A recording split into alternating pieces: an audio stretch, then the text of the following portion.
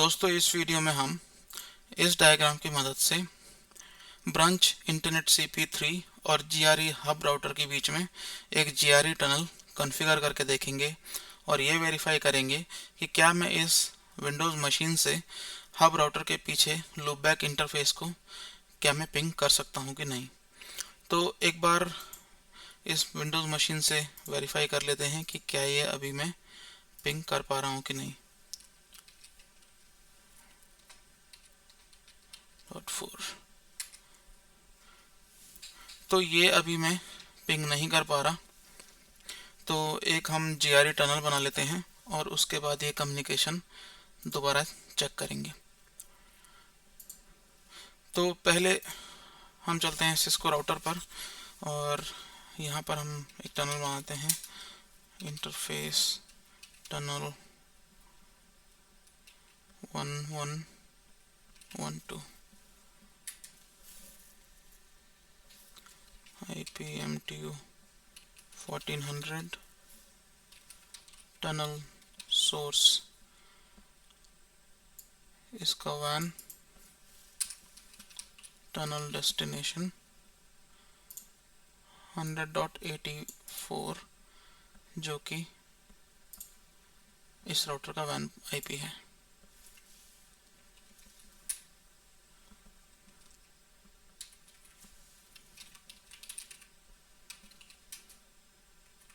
तो यहाँ पर हमने ये टनल बना ली है। अब इसके कॉरस्पेंडिंग टनल हमें वर्सा राउटर में भी बनानी है।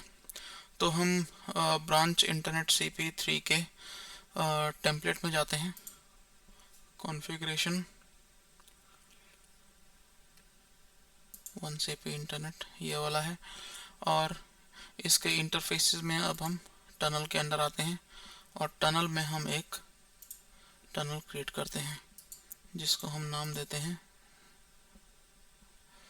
1001।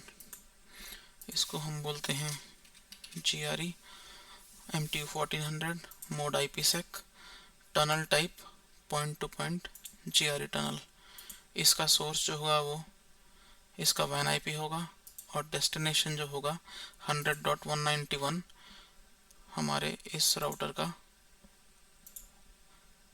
GRE हब राउटर का WAN IP है 100.191।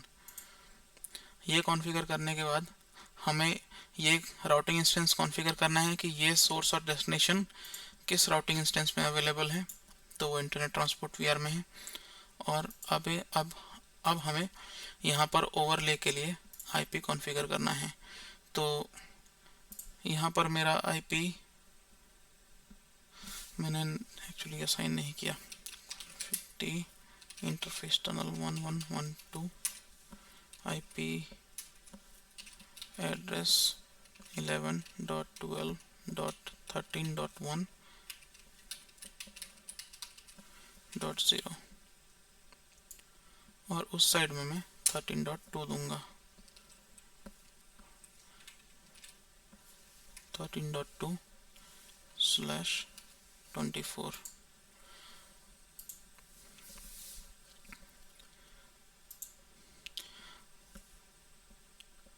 ये मैंने टनल यहाँ पर क्रिएट कर ली है और एक बार मैं वेरीफाई कर लेता हूँ कि मुझे ये टनल लिमिट्स में भी ऐड करनी होगी कि नहीं। तो मैं ट्रैफिक आइडेंटिफिकेशन में इंटरफेसेस में वेरीफाई करता हूँ।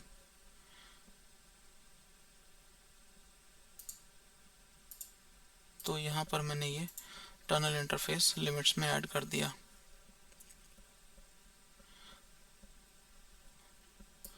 अब नेक्स्ट पार्ट, मैं इस टनल इंटरफेस को LAN वर्चुअल राउटिंग इंस्टेंस में रखना चाहता हूँ। तो मैं इसको LAN VR में ये टनल यहाँ पर ऐड कर देता हूँ।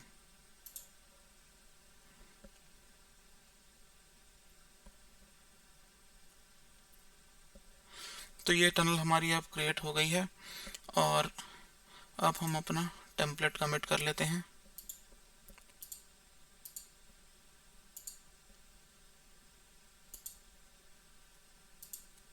हम डिफरेंसेस देखते हैं कि हमने क्या क्या कॉन्फ़िग की है।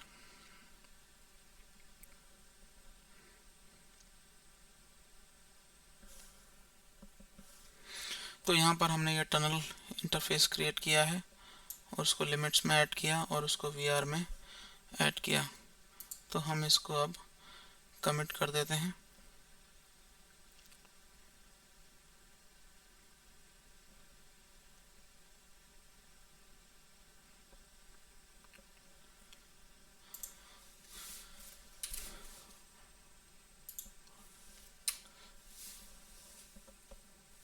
हम अब इसमें एक बार देखते हैं कि क्या हमारी टनल अप है कि नहीं। तो हमारी ये टनल अभी अप है इस राउटर पर। अब मुझे इस मशीन और इस लूपबैक राउटर के बीच में कम्युनिकेशन एस्टेब्लिश करने के लिए राउटिंग भी कॉन्फ़िगर करनी होगी। तो मैं इस GRE राउटर पर इस IP के लिए एक स्टैटिक राउट डाल देता हूँ।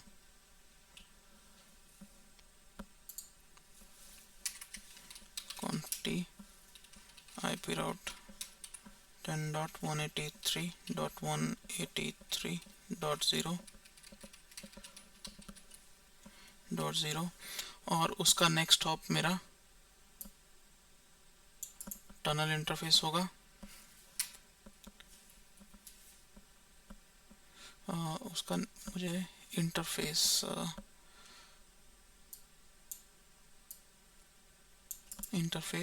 प्लस नेक्स्ट हॉप 13.2 जो कि वर्सा राउटर का IP है। तो यहाँ पर मैंने स्टैटिक राउट डाल दिया है।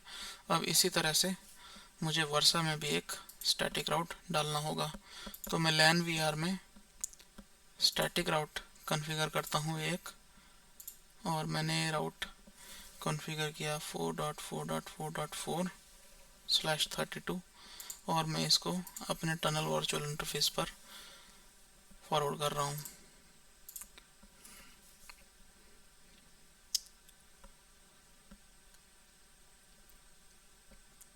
तो मेरे दोनों राउटर्स पर राउटिंग भी कॉन्फ़िगर हो गई है। अब ये कमिट कर देते हैं ये राउटर का टेम्पलेट, और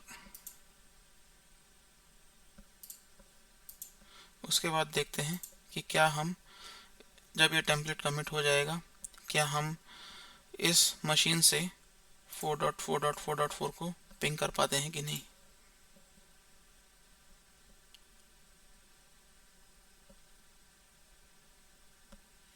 तो यहाँ पर टेम्पलेट कमिट हो गया है। तो अब देखते हैं। तो अब GRE टनल एस्टेब्लिश होने के बाद हमारा एंड टू एंड कम्युनिकेशन भी चल रहा है।